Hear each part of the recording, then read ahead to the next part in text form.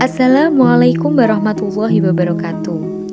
Perkenalkan, saya Eka Adalia Firantika, NIM 12402183192. Saya adalah mahasiswi jurusan Ekonomi Syariah Fakultas Ekonomi dan Bisnis Islam UIN Sayyid Ali Rahmatullah Tulungagung.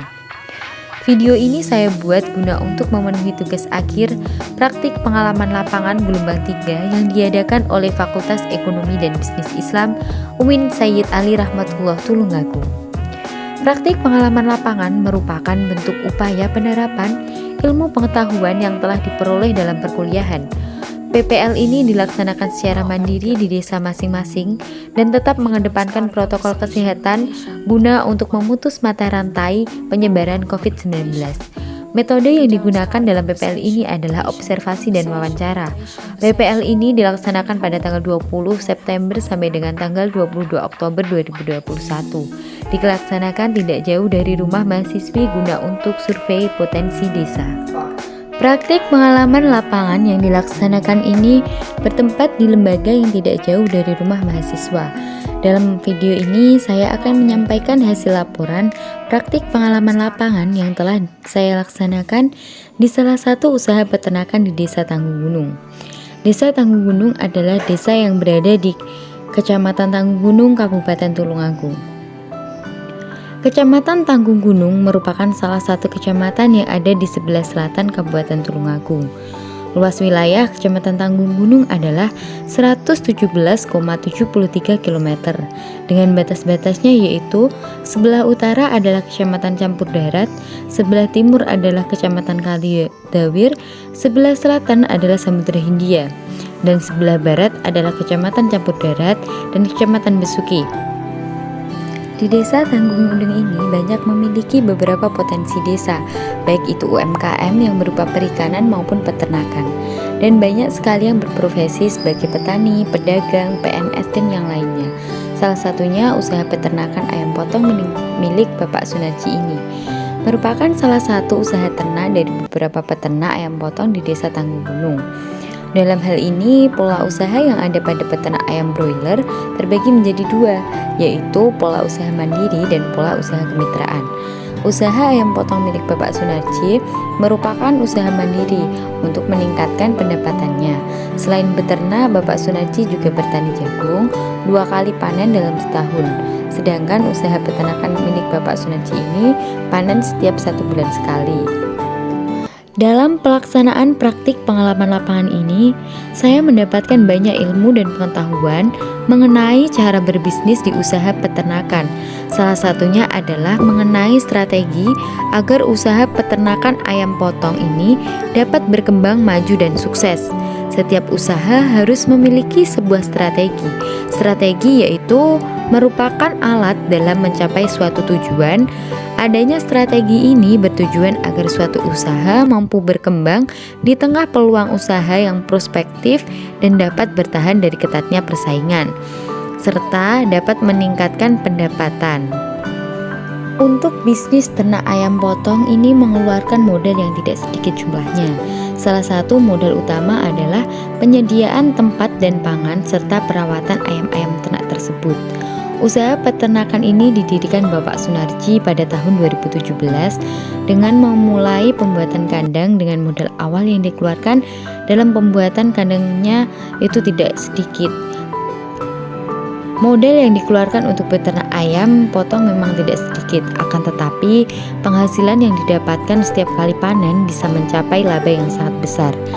Bapak Sunarji memulai dengan jumlah awal ayam potong 2000 ekor dan semakin berkembangnya usaha peternakan ini bertambah kisaran 2000 sampai 5000 ayam potong per bulan. Ayam potong ini divaksin 2 kali dalam sebulan pada umur 11 hari dan 21 hari dengan jenis vaksin yang berbeda. Ayam potong ini panen setiap berumur 30 hari, jadi setiap 1 bulan sekali pasti dipanen. Setelah dipanen dilakukan pembersihan kandang sebelum didatangkan lagi bibit-bibit ayam untuk beternak lagi dan dibesarkan sampai berumur 30 hari. Upaya peningkatan peternakan ayam potong atau ayam pedaging sebagai bisnis tetap dilakukan dengan tujuan meningkatkan pendapatan para peternak dan adanya peluang kerja. Namun strategi apa yang perlu dilakukan untuk peningkatan bisnis tersebut? Maka perlu dilakukan analisis SWOT. Analisis SWOT adalah identifikasi berbagai faktor untuk merumuskan strategi sebuah perusahaan.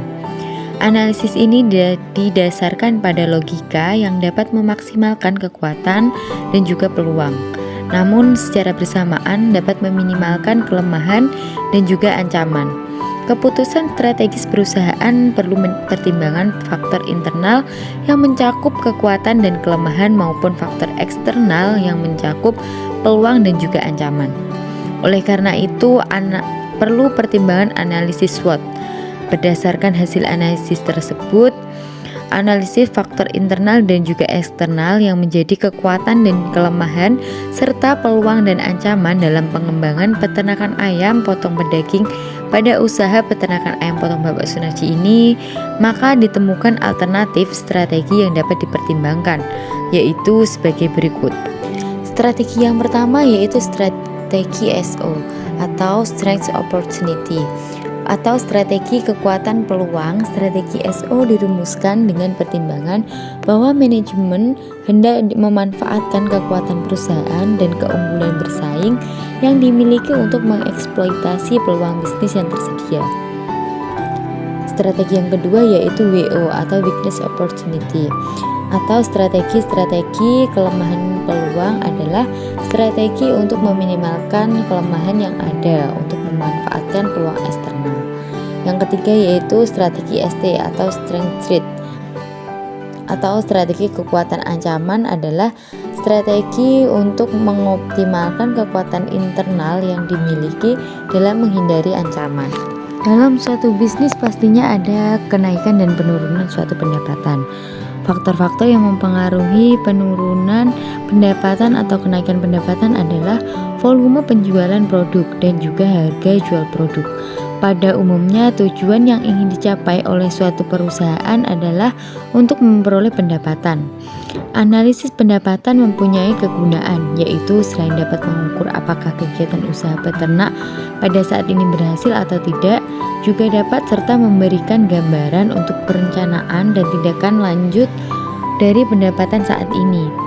Dalam suatu penerimaan dari usaha peternakan ayam potong diperoleh dari penjualan daging, penjualan feses, dan penjualan karung pakan.